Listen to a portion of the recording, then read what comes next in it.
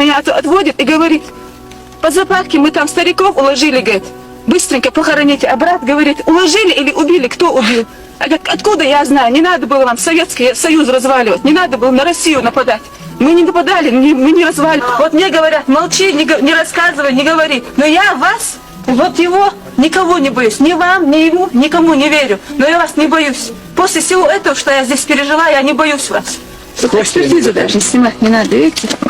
Двух братьев, что осталось. У каждого куча детей.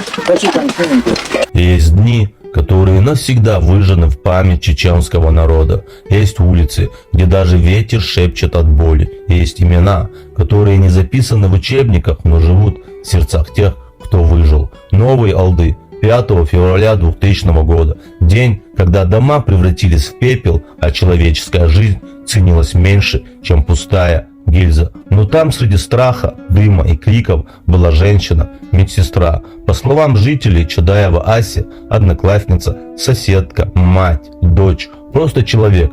И именно она сделала то, на что не способен даже каждый мужчина. По словам очевидцев, когда российские военные вывели группу молодых чеченских парней на расстрел, именно Ася вышла вперед, одна, без оружия, без защиты, только силой своей души, и сказала: если хотите стрелять, начните с меня. Она встала перед ними, раскинув руки, закрывая собой мальчиков, как мать закрывает своих детей от огня, не дрогнув, не отступив.